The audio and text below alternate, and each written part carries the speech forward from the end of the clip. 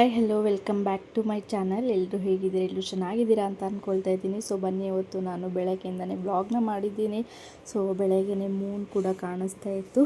ಅದಾದಮೇಲೆ ನಾನು ನನ್ನ ಸಿಸ್ಟ್ರು ಮಾರ್ನಿಂಗ್ 5:30ಗೆ ಎಲ್ಲ ಫ್ರೆಶ್ ಅಪ್ ಆಗಿಬಿಟ್ಟು ಚರ್ಚಿಗೆ ಹೋಗೋಣ ಅಂತ ಹೇಳಿಬಿಟ್ಟು ರೆಡಿಯಾಗಿದ್ದೀವಿ. ನನ್ನ ಸಿಸ್ಟ್ರು ಇನ್ನೂ ರೆಡಿ ಆಗ್ತಾಯಿದ್ಲು. ಅಷ್ಟೊತ್ತಲ್ಲಿ ನಾನು ಗಾಡಿಯೆಲ್ಲ ಒರೆಸ್ಬಿಟ್ಟು ಕ್ಲೀನಾಗಿ ಗಾಡಿಯೆಲ್ಲ ಒರೆಸ್ಬಿಟ್ಟು ಹೋಗಬೇಕಲ್ವ. ಸೊ ಅದಕ್ಕೋಸ್ಕರ ನಾನು ಫಸ್ಟ್ ರೆಡಿ ಆದೆ, ಅವಳಾದಮೇಲೆ ರೆಡಿ ಆದಳು. ಅಲ್ಲಿಂದ ನಾವು ನಮ್ಮ ಗಾಡಿ ತೊಗೊಂಡು ಹೊರಟ್ವಿ. ಫಸ್ಟು ನಾವು ಹೋಗಿದ್ದು ಪೆಟ್ರೋಲ್ ಹಾಕ್ಸ್ಕೊಳ್ಳೋಣ ಅಂತ ಹೇಳಿಬಿಟ್ಟು ಪೆಟ್ರೋಲ್ ಬಂಕ್ಗೆ ಹೋಗಿ ಪೆಟ್ರೋಲ್ನ ಹಾಕಿಸ್ಕೊಂಡು ಬೆಳಗ್ಗೆನೇ ನಾನು ನನ್ನ ಸಿಸ್ಟರ್ ಮಾತ್ರ ಹೋಗಿದ್ವಿ. ನನ್ನ ಸೆಕೆಂಡ್ ಸಿಸ್ಟರ್ ಬಂದಿದ್ದಿಲ್ಲ. ಬರೀ ನಾನು ನನ್ನ ಸಿಸ್ಟರ್ ಇಬ್ಬರೇ ಸಿಸ್ಟರ್ ಮಾತ್ರನೇ ಹೋಗಿದ್ವಿ. ಅವಳೇ ಡ್ರೈವ್ ಮಾಡ್ತೀನಿ ಅಂತ ಹೇಳಿದ್ಲು. ಸೊ ಅವಳೇ ಡ್ರೈವ್ ಮಾಡ್ತಾಯಿದ್ಲು. ಅದಾದಮೇಲೆ ಅವಳು ಡ್ರೈವ್ ಮಾಡ್ತಾಯಿದ್ರೆ ಒಂದು ಕಡೆ ಭಯ ಆಗುತ್ತಲ್ವ, ಯಾರೇ ಆದರೂ ಒಂದು ಸ್ವಲ್ಪ ಶೇಕ್ ಮಾಡಿದ್ರು ಕೂಡ ಅದೇ ಥರ ನನಗೂ ನನ್ನ ಸಿಸ್ಟರ್ ಡ್ರೈವ್ ಮಾಡುವಾಗ ಫೀಲ್ ಆಗುತ್ತೆ. ಆದರೆ ಅವಳು ಸುಮ್ಮನೆ ಕುತ್ಕೊಂಡು ನೀನೇನಾದರೂ ಹಿಂದೆಯಿಂದ ಹೇಳ್ತಾ ಇದ್ದರೆ ನನಗೆ ಇದಾಗುತ್ತೆ, ನನಗೆ ಕನ್ಫ್ಯೂಸ್ ಆಗುತ್ತೆ. ಸೊ ನೀನು ಸುಮ್ಮನೆ ಕುತ್ಕೊಂಡು ನಾನು ಕರೆಕ್ಟಾಗಿ ಓಡಿಸ್ತೀನಿ ಅಂತ ಹೇಳ್ತಾಯಿದ್ಲು. ಸೊ ಇಲ್ಲಿ ನಮ್ಮದು ಈ ಒಂದು ಜಾಗ ನಮಗೆ ತುಂಬಾ ಮೆಮೊರೇಬಲ್ ಅಂತಲೇ ಹೇಳ್ಬೋದು. ಯಾಕಂದರೆ ನಾನು ಓದಿದ್ದು ಲಾಸ್ಟಲ್ಲಿ ಇಲ್ಲೇನೇನೆ, ಅದಕ್ಕೋಸ್ಕರನೇ ಇದೇ ರೋಡಲ್ಲಿ ಹೋಗ್ತಾ ಇದ್ವಿ. ಆವಾಗ ತುಂಬಾ ಮೆಮೊರಿ ಏನೇನೆಲ್ಲ ನಮ್ಮ ಕಾಲೇಜ್ ಡೇಸಲ್ಲಿ ನೆನಪಾಗ್ತಾಯಿತ್ತು, ನೆನ್ನೆಲ್ಲ ಮಾಡ್ತಿದ್ವಿ, ಅದನ್ನೆಲ್ಲ ಕೂಡ ನೆನಪಾಗ್ತಾಯಿತ್ತು ಅಂತಲೇ ಹೇಳ್ಬೋದು. ಆ ಒಂದು ಕಾಲೇಜ್ ಡೇಸ್, ಸ್ಕೂಲ್ ಡೇಸು ಯಾರಿಗೂ ಯಾವತ್ತಿಗೂ ಎಷ್ಟೇ ವರ್ಷ ಆಗಲಿ, ಎಷ್ಟೇ ಇಯರ್ಸ್ ಆದ್ರೂ ಕೂಡ ಮರೆಯೋಕ್ಕೆ ಸಾಧ್ಯನೇ ಇಲ್ಲ. ಪ್ರತಿಯೊಬ್ಬರಿಗೂ ಹಾಗೆ ಅಂತ ಅನಿಸುತ್ತೆ. ಅಲ್ಲಿ ಓಡಾಡಿರೋ ಜಾಗ, ನಾವು ಮಾಡಿರೋ ಕಿತಾಪತಿ ಪ್ರತಿಯೊಂದನ್ನು ಕೂಡ ನೆನಪಾಗುತ್ತಲ್ವ. ಸೊ ಅದೇ ರೀತಿ ನನಗೂ ಕೂಡ ಹಾಗೆ ಫೀಲ್ ಆಗ್ತಾಯಿತ್ತು. ಎಷ್ಟು ಚೆನ್ನಾಗಿತ್ತಲ್ವ ಕಾಲೇಜ್ ಡೇಸು ಅಂತ. ಕಾಲೇಜ್ ಡೇಸಲ್ಲಿ ಹೋಗಬೇಕಾದ್ರೆ ನಮಗೆ ಯಾವಾಗಪ್ಪ ಕಾಲೇಜ್ ಮುಗಿಯುತ್ತೆ ಅಂತ ಅನಿಸುತ್ತೆ. ಬಟ್ ಕಾಲೇಜ್ ಮುಗಿದಾದ್ಮೇಲೆ ಏನಕ್ಕಪ್ಪ ಕಾಲೇಜ್ ಮುಗೀತು ಅಂತ ಈ ರೀತಿ ಫೀಲ್ ಆಗುತ್ತೆ. ಯಾವಾಗಲೂ ಹಾಗೆ ಎಲ್ರಿಗೂ ಅನಿಸುತ್ತೆ ಅಂತ ನನ್ನ ಪ್ರಕಾರ ಅನಿಸುತ್ತೆ. ಅದಾದಮೇಲೆ ಬೆಳಗ್ಗೆನೇ ನೋಡಿ ಎಷ್ಟು ಬೇಗ ಸನ್ರೈಸ್ ಆಗ್ತಾಯಿತ್ತು ಅಂತ. ಸನ್ರೈಸ್ ನೋಡೋಕ್ಕೆ ಕೆಲವೊಬ್ಬರು ನಂದಿ ಹಿಲ್ಸ್ ಅಂತೆ ಸುಮಾರು ಕಡೆ ಮೇನ್ ಪಾಯಿಂಟು ಅಲ್ಲೆಲ್ಲ ಹೋಗ್ತಾ ಇರ್ತಾರೆ. ಬಟ್ ನಾನು ಈ ಥರ ಹೆಬ್ಬಾಳು ಕಡೆ ಹೋಗುವಾಗ ನನ್ನ ಎದುರುಗಡೆನೇ ಸನ್ರೈಸ್ ಆಗೋದನ್ನ ನನ್ನ ಕಣ್ಣಾರೆ ನೋಡ್ತಾ ಇರುವಾಗ ತುಂಬಾ ಖುಷಿ ಆಗ್ತಾಯಿತ್ತು ಅಂತಲೇ ಹೇಳ್ಬೋದು. ಸೊ ಈ ಸಲ ಅಂತೂ ಸಿಕ್ಕಾಪಟ್ಟೆ ಬಿಸಿಲಿದೆ, ತುಂಬಾ ಡಿಹೈಡ್ರೇಟ್ ಇದೆ ಅಂತಲೇ ಹೇಳ್ಬೋದು. ಎಷ್ಟೇ ದಾಹ ಆದ್ರೂ, ಎಷ್ಟೇ ನೀರು ಕುಡಿದ್ರೂ ಅಷ್ಟೇ ಸಾಲ್ತಾ ಇಲ್ಲ ಅಂತಲೇ ಹೇಳ್ಬೋದು. ಸೊ ಈ ಒಂದು ಪೀಪಾಯಿ ಕೂಡ ನನಗೆ ತುಂಬಾ ಮೆಮೊರೇಬಲ್. ನನ್ನ ಮದುವೆ ಆಗಿ ಫಸ್ಟ್ ಬರ್ಡೇ ಸೆಲೆಬ್ರೇಷನ್ ಆಗಿದೆ ನನಗೆ ಆ ಪೀಪಾಯಿಯಲ್ಲಿ. ಸೊ ಯಾರ್ಯಾರು ಆ ಪೀಪಾಯಿಗೆ ಹೋಗಿದ್ದೀರಾ ಕಮೆಂಟಲ್ಲಿ ಕಮೆಂಟ್ ಹಾಕಿ. ಅದಾದಮೇಲೆ ಫೈನಲಿ ನಾವು ಚರ್ಚಿಗೆ ಬಂದ್ವಿ. ಚರ್ಚಿಗೆ ಬರೋ ಅಷ್ಟರಲ್ಲಿ ಆಲ್ಮೋಸ್ಟ್ ಅರ್ಧ ಜಾಗ ಫಿಲಪ್ ಆಗಿತ್ತು ಅಂತಲೇ ಹೇಳ್ಬೋದು. ಇನ್ನೂ ನಮ್ಮ ಹಿಂದೆನೇ ನಮ್ಮ ಮುಂದೆನೇ ಕಾಣಿಸ್ತಾ ಇತ್ತು ಅಂತಲೇ ಹೇಳ್ಬೋದು. ಸೊ ಅದಾದಮೇಲೆ ಗಾಡಿ ಪಾರ್ಕಿಂಗ್ ಮಾಡಿಬಿಟ್ಟು ಹೊರಟ್ವಿ. ಆಲ್ರೆಡಿ 2 ಲೈನ್ಸ್ ಪಾರ್ಕಿಂಗ್ ಮುಗಿದು ಹೋಗಿಬಿಟ್ಟಿತ್ತು. ಚರ್ಚ್ ಮುಗಿದು ಬಂದಮೇಲೆ ಹೆವಿ ಕ್ರೌಡಾಗಿರುತ್ತೆ. ಇದು Kannada service, Tamil, English service, Hindi service ಪ್ರತಿಯೊಂದು ಸರ್ವಿಸು ಕೂಡ ಈ ಚರ್ಚಲ್ಲಿ ನಡೆಯುತ್ತೆ ಅಂತಲೇ ಹೇಳ್ಬೋದು. ಅದಾದಮೇಲೆ ಇಲ್ಲಿ ಫೆಸಿಲಿಟೀಸ್ ಕೂಡ ಇದೆ. ಬಸ್ ಸ್ಟಾಪಿಂದ ಕೆಲವರು ಏಜ್ ಅವರು ಎಲ್ಲ ನಡ್ಕೊಂಡು ಬರೋದಕ್ಕೆ ಆಗಲ್ಲ ಅಂತ ಹೇಳ್ಬಿಟ್ಟು ಬಗ್ಗೀಸ್ ಅದು ಕೂಡ ಈ ಚರ್ಚಿಂದ ಇಟ್ಟಿದ್ದಾರೆ ಅಂತಲೇ ಹೇಳ್ಬೋದು. ಒಳಗಡೆ ಹೋಗೋಷ್ಟರಲ್ಲಿ ಆಲ್ಮೋಸ್ಟ್ ಮುಂದೆ ಫ್ರಂಟ್ ಸೀಟೆಲ್ಲ ಫಿಲಪ್ ಆಗಿತ್ತು. 6:30 ಕರೆಕ್ಟಾಗಿ 6:30 to 9:30ವರೆಗೂ ಪ್ರೇಯರ್ ಇರುತ್ತೆ. ಸೊ ವುಮೆನ್ಸ್ ಡೇ ಆಗಿರೋದ್ರಿಂದ ಪಾಸ್ಟರ್ ಅವರ ವೈಫೇ ನಮಗೆ ಇದನ್ನು ಹೇಳ್ತಿದ್ದು. ಪ್ರತಿಯೊಂದನ್ನು ಲೇಡೀಸೇ ಚರ್ಚಲ್ಲಿ ಎಲ್ಲನೂ ಕಾರ್ಯಕ್ರಮ ನಡೆಸ್ಕೊಟ್ಟಿದ್ದು ಚರ್ಚಲ್ಲಿರುವಂಥ ಪಾಸ್ಟರ್ ವೈಫೇನೆ. ಸೊ ಅದಾದಮೇಲೆ ಚರ್ಚ್ ಮುಗೀತು, ಮನೆಗೆ ಬಂದ್ವಿ. ಮನೆಗೆ ಬರೋಷ್ಟರಲ್ಲಿ ನನ್ನ ಮಗ ಬಂದಿರಲಿಲ್ವಲ್ಲ, ನಮ್ಮ ಅಪ್ಪನ ಕರ್ಕೊಂಡು ಈ ವಾಟ್ರ್ ಬಲೂನ್ಸ್ನ ಹಠ ಮಾಡಿ ಈಸ್ಕೊಂಡು ಬಂದಿದ್ದಾನೆ. ಸೊ ಈಸ್ಕೊಂಡು ಬಂದಾದಮೇಲೆ ಎಲ್ಲರೂ ಪ್ರತಿಯೊಬ್ಬರು ಅದನ್ನು ತೊಗೊಂಡು ಸರ್ಕಸ್ ಮಾಡ್ತಿದ್ದಾರೆ ಅಂತಲೇ ಹೇಳ್ಬೋದು. ಅಮ್ಮ ಕೂಡ ಬಿಟ್ಟಿಲ್ಲ, ಅಮ್ಮನ ಜೊತೆ ಕೂಡ ಅವ್ನು ನೋಡಿ ಆ ಥರ ಕುಣಿತಾ ಇದ್ದಾನೆ ಅಂತ ಹೇಳ್ಬಿಟ್ಟು ಅದ್ರಲ್ಲಿ ನೀರು ಹಾಕಬೇಕು, ಆ ಬಲೂನು ದೊಡ್ಡದಾಗುತ್ತೆ ಆವಾಗ ಬಿಚ್ಕೊಳ್ಬೇಕು, ಅದನ್ನು ಹೊಡಿಬೇಕು ಅಂತ ಹೇಳ್ಬಿಟ್ಟು ತುಂಬಾ ಸರ್ಕಸ್ ಮಾಡ್ತಾಯಿದ್ರು. ಪ್ರತಿಯೊಬ್ಬರು ಆ ವಾಟ್ರ್ ಬಲೂನಿಂದ ತುಂಬಾ ಸರ್ಕಸ್ ಮಾಡ್ತಾಯಿದ್ರು. ಇಲ್ಲಿ ನನ್ನ ಸಿಸ್ಟರ್ ನೋಡಿದ್ರೆ ಹಾಗೆ ಬಲೂನಲ್ಲಿ ಇದರಲ್ಲಿ ಹೋಗ್ತಾಯಿದ್ಲು ಅಂತಲೇ ಹೇಳ್ಬೋದು. ಪ್ರತಿಯೊಬ್ಬರು ಆ ವಾಟ್ರ್ ಬಲೂನ್ ತೊಗೊಂಡು ಹೆವಿ ಸರ್ಕಸ್ ಮಾಡಿದ್ವಿ. ಅದಾದಮೇಲೆ ಇವನು ಕೂಡ ಬಿಟ್ಟಿಲ್ಲ. ನನ್ನ ತಂಗಿ ಬ್ಲೋ ಮಾಡ್ತಾಯಿದ್ಲು ಅಂತ ಹೇಳಿಬಿಟ್ಟು ಇವನು ಕೂಡ ಅದೇ ಥರ ಬ್ಲೂ ಮಾಡಿ ನೋಡಿ ಯಾವ ಥರ ಆಗ್ತಾಯಿದೆ ಅಂತ ಹೇಳ್ತಿದ್ದ.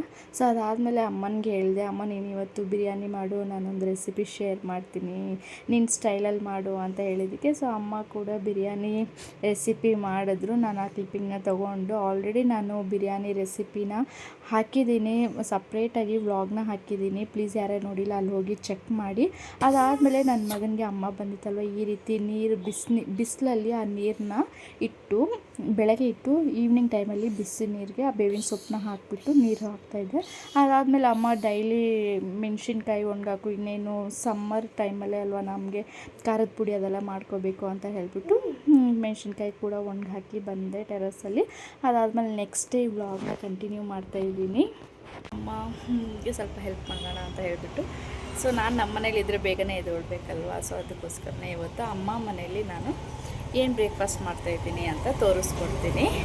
ಆಮೇಲೆ ಇವತ್ತು ನನ್ನ ಮಗನಿಗೂ ಕೂಡ ಸ್ಕೂಲಿಗೆ ಕಳಿಸ್ಬೇಕು, ಅವನಿಗೆ ಕಮ್ಮಿ ಆಗಿದೆ ಆಲ್ಮೋಸ್ಟು.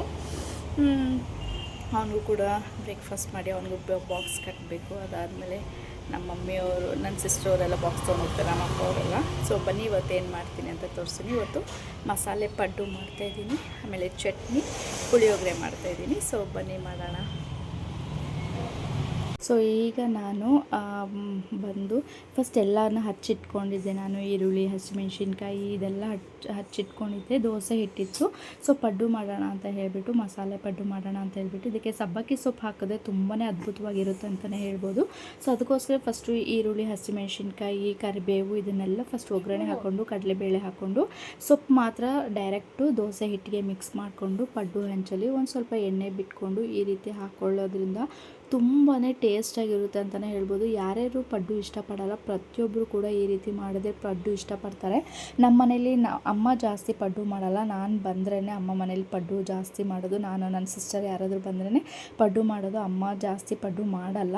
ಸೊ ನಾನು ಬಂದಿದ್ದೀನಲ್ವ, ನಾನು ಇದ್ನಲ್ವ, ಅದಕ್ಕೆ ಅಮ್ಮ ಸರಿ ನೀನೇ ಪಡ್ಡು ಮಾಡು ಅಂತ ಹೇಳಿದರು. ದೋಸೆ ಹಿಟ್ಟಿತ್ತು, ಅದಕ್ಕೋಸ್ಕರನೇ ನಾನೇ ಪಡ್ಡು ಮಾಡ್ತಾಯಿದ್ದೆ. ತುಂಬಾ ರುಚಿಯಾಗಿರುತ್ತೆ. ಇಡ್ಲಿ ದೋಸೆಗಿಂತ ಪಡ್ಡು ಮಾತ್ರ ಸಖತ್ತಾಗಿರುತ್ತೆ. ಮತ್ತು ಪ್ಲೇನ್ ಪಡ್ಡುಗಿಂತ ಈ ರೀತಿ ಪಡ್ಡು ಮಾಡೋದ್ರಿಂದ ನಿಮಗೆ ತುಂಬ ಚೆನ್ನಾಗಿರುತ್ತೆ. ಇದಕ್ಕೆ ಯಾವುದೇ ಒಂದು ಕೆಂಪು ಚಟ್ನಿ ಆಗಿರ್ಬೋದು, ಕಡಲೆಬೀಜ ಚಟ್ನಿ ಆಗಿರ್ಬೋದು, ಕೊಬ್ಬರಿ ಚಟ್ನಿ ಆಗಿರ್ಬೋದು, ಯಾವುದೇ ಒಂದು ಚಟ್ನಿ ಕೂಡ ಇದಕ್ಕೆ ಸೂಟ್ ಆಗುತ್ತೆ ಅಂತಲೇ ಹೇಳ್ಬೋದು. ನಾವು ಕಡಲೆಬೀಜ ಚಟ್ನಿ, ರೆಡ್ ಚಟ್ನಿ ಮಾಡಿದ್ವಿ. ಸೊ ಸಖತ್ತಾಗಿತ್ತು. ನನ್ನ ಸಿಸ್ಟರ್ಗೆ ಇಷ್ಟ ಇಲ್ಲ ಪಡ್ಡು, ಸೊ ಅವಳಿಗೆ ಮಾತ್ರನೇ ನಾನು ಪುಳಿಯೋಗರೆ ಮಾಡಿದ್ದೆ. ಆದರೆ ಮಿಕ್ಕಿದವರು ಎಲ್ರಿಗೂ ಕೂಡ ಬ್ರೇಕ್ಫಾಸ್ಟ್ಗೆ ಹಾಗೆ ನನ್ನ ಮಗನಿಗೂ ಕೂಡ ಬಾಕ್ಸಿಗೆ ನಾನು ಪಡ್ಡುನೇ ಮಾಡಿದ್ದೆ ಅಂತಲೇ ಹೇಳ್ಬೋದು. ನೀವು ಕೂಡ ನಿಮ್ಮ ಮನೆಯಲ್ಲಿ ಟ್ರೈ ಮಾಡಿ. ಪಡ್ಡು ಹೆಂಚು ಯಾರ್ಯಾರಿದೆ ಅವರೆಲ್ಲವೂ ಕೂಡ. ಸೊ ಇದರಲ್ಲಿ ಸುಮಾರು ವೆರೈಟೀಸ್ ಪಡ್ಡೂಸ್ನ ನಾನು ಮಾಡ್ತೀನಿ. ಸೊ ನಿಮಗೂ ಕೂಡ ಒಂದೊಂದಾಗಿ ನಾನು ಬರ್ತಿರೋ ಕಮ್ಮಿಂಗ್ ಡೇಸಲ್ಲಿ ನಾನು ಶೇರ್ ಮಾಡ್ತೀನಿ, ಯಾವ್ಯಾವ ವೆಜಿಟೇಬಲ್ಸಿಂದ ನಾವು ಪಡ್ಡು ಮಾಡ್ಬೋದು ಅಂತ ಹೇಳಿಬಿಟ್ಟು. ಸೊ ಅದಾದಮೇಲೆ ನಾನು ನನ್ನ ಸಿಸ್ಟರ್ಗೆ ನೆಕ್ಸ್ಟು ಪುಳಿಯೋಗರೆ ಮಾಡೋದಕ್ಕೆ ಅಂತ ಹೇಳ್ಬಿಟ್ಟು MTR ಪುಳಿಯೋಗರೆ ತಂದುಬಿಟ್ಟು ಜಸ್ಟ್ ಬಿಸಿ ರೈಸ್ ಮಾಡಿಕೊಂಡು ಪುಳಿಯೋಗರೆನ ಈ ರೀತಿಯಾಗಿ ರೆಡಿ ಮಾಡಿಕೊಂಡೆ. ಅವಳು ಜಾಸ್ತಿ ದೋಸೆ, ಇಡ್ಲಿ ಆ ಥರ ಇಷ್ಟಪಡಲ್ಲ, ನನ್ನ ಲಾಸ್ಟ್ ಸಿಸ್ಟರು. ಸೊ ಅದಕ್ಕೋಸ್ಕರ ಅವಳಿಗೆ ಪುಳಿಯೋಗರೆ ಬಾಕ್ಸಿಗೆ ಮಾಡ್ತಾಯಿದ್ದೆ. ಅದಾದಮೇಲೆ ಬಿಸಿ ರೈಸ್ ಹಾಕ್ಬಿಟ್ಟು ಕಳಿಸಿದ್ರೆ ಮುಗೀತು. ನನ್ನ ಮಗನಿಗೂ ಕೂಡ ಫೇವ್ರೇಟ್ ಅಂದರೆ ಪುಳಿಯೋಗರೆನೇ. ಸೊ ಅವನು ಕೂಡ ಏನಾದರೂ ಬಾಕ್ಸ್ ಮಾಡಲಿ ಅಂತ ಕೇಳಿದರೆ ಪುಳಿಯೋಗರೆ ಮಾಡು ಅಂತಲೇ ಹೇಳ್ತಾನೆ, ಇಲ್ಲಾಂದರೆ ಇಡ್ಲಿ ದೋಸೆ ಕೇಳ್ತಾನೆ. ಸೊ ಇಡ್ಲಿ ದೋಸೆ ರೈಸಲ್ಲಿ ಅವನಿಗೆ ಪುಳಿಯೋಗರೆ ಅಂದ್ರೆ ಇಷ್ಟ ಅಂತಲೇ ಹೇಳ್ಬೋದು. ಸೊ ಅದಾದಮೇಲೆ ನಾನು ಪುಳಿಯೋಗರೆ ಕೂಡ ರೆಡಿ ಮಾಡಿದೆ. ಅದಾದಮೇಲೆ ನನ್ನ ಮಗನಿಗೆ ಬಾಕ್ಸ್ಗೆ ನನಗೆ ಪಡ್ಡು ಬೇಡ ಅಂತ ಹಠ ಮಾಡ್ತಾಯಿದ್ದ. ಮತ್ತು ಅವನಿಗೆ ದೋಸೆ, ಪ್ಲೇನ್ ದೋಸೆ ಹಾಕಿದೆ. ಏನಕ್ಕೆ ಪಡ್ಡು ಬೇಡ ಅಂದಿದ್ದಾನೆ, ಅದರೊಳಗಡೆ ನಾನು ಮೆಣಸಿನ್ಕಾಯಿ ಅದೆಲ್ಲ ಹಾಕಿದ್ನಲ್ವ, ಸೊ ಅದಕ್ಕೆ ಅವನು ಪಡ್ಡು ಬೇಡ ಅಂತ ಹೇಳ್ತಿದ್ದ. ಅದಕ್ಕೆ ಮತ್ತೆ ಸರಿ ಅಂತ ಹೇಳಿಬಿಟ್ಟು ನಾನು ಅವನಿಗೆ ಒಂದು 2 ದೋಸೆ ಹಾಕ್ಕೊಟ್ಟೆ. ಬ್ರೇಕ್ಫಾಸ್ಟ್ಗೂ ಕೂಡ ದೋಸೆ ತಿನ್ನಿಸ್ಬಿಟ್ಟು ಕಳಿಸೋಣ ಅಂತ ಹೇಳ್ಬಿಟ್ಟು ಒಂದು 2ರಿಂದ 3 ದೋಸೆನ ಹಾಕಿದೆ. ಅದಾದಮೇಲೆ ಬ್ರೇಕ್ಫಾಸ್ಟ್ ಎಲ್ಲ ರೆಡಿ ಆಯಿತು. ಒಂದು ಸ್ವಲ್ಪ ಪಡ್ಡು ಮಾಡಿದ್ದೀನಿ. ನೋಡಿ ಎಷ್ಟು ಸಾಫ್ಟಾಗಿರುತ್ತೆ ಅಂದರೆ ತುಂಬಾ ಸಾಫ್ಟಾಗಿ ಬರುತ್ತೆ ಪಡ್ಡು. ನೋಡ್ತಾ ಇದ್ದೀರಲ್ವ ಈ ರೀತಿಯಾಗಿತ್ತು. ಅದಕ್ಕೆ ನಾನು ಕೆಂಪು ಚಟ್ನಿನ ಮಾಡಿದ್ದೆ. ಇದು ಚಟ್ನಿ ಅಮ್ಮ ಹೆಲ್ಪ್ ಮಾಡಿದ್ರು ಚಟ್ನಿ ಮಾಡೋದಕ್ಕೆ. ನಾನು ಪುಳಿಯೋಗರೆ ಮಾಡ್ತಾಯಿದ್ನಲ್ವ ಆವಾಗ. ಅದಾದಮೇಲೆ ಪುಳಿಯೋಗರೆ ಕೂಡ ರೆಡಿಯಾಗಿತ್ತು. ಸೊ ಫೈನಲಿ ಎಲ್ಲ ಆದಮೇಲೆ ಅಮ್ಮ ಅವರೆಲ್ಲ ಹೊರಟಾಗಿತ್ತು. ಅದಾದಮೇಲೆ ನನ್ನ ಮಗನಿಗೆ ಸ್ಕೂಲ್ ಇತ್ತಲ್ವ, ಇವತ್ತು ಓರಲ್ ಇತ್ತು, ಅವನಿಗೆ ಓರಲ್ ಎಕ್ಸಾಮ್ ಇತ್ತು. ಅದಕ್ಕೋಸ್ಕರನೇ ಅವನಿಗೆ ಅವರಪ್ಪ ಓದಿಸ್ತಾಯಿದ್ರು ಅಂತಲೇ ಹೇಳ್ಬೋದು. ಒಂದು ಸಲ ರಿವೈಸ್ ಮಾಡಿಸ್ತಾಯಿದ್ರು. ನೋಡಿದ್ರೆ ಅವನು ಎಲ್ಲವೂ ಕೂಡ ಹೇಳ್ತಿದ್ದ.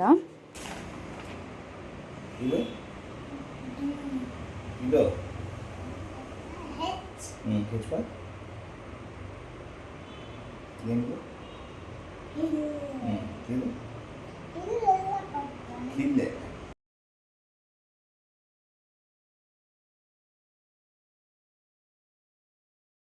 ಸೊ ಅವನಿಗೂ ಕೂಡ ಓರಲ್ ಓದಿಸ್ತಾ ಇದ್ರು. ಸೊ ಅದಾದಮೇಲೆ ನನ್ನ ಮಗನಿಗೆ ನಮ್ಮ ಮನೆಯವರು ಸ್ಕೂಲಿಗೆ ಬಿಟ್ಟು ಬಂದರು. ಇದಾಗಿತ್ತು ನನ್ನ ವ್ಲಾಗ್. ನಿಮ್ಗೆ ಏನಾದರೂ ನನ್ನ ವ್ಲಾಗ್ ಇಷ್ಟ ಆಗಿದ್ದರೆ ಪ್ಲೀಸ್ ಲೈಕ್ ಶೇರ್ ಮಾಡಿ. ಸಬ್ಸ್ಕ್ರೈಬ್ ಮಾಡಿಲ್ಲ ಅಂದರೆ ಸಬ್ಸ್ಕ್ರೈಬ್ ಮಾಡಿ. Thank you for watching. Bye bye.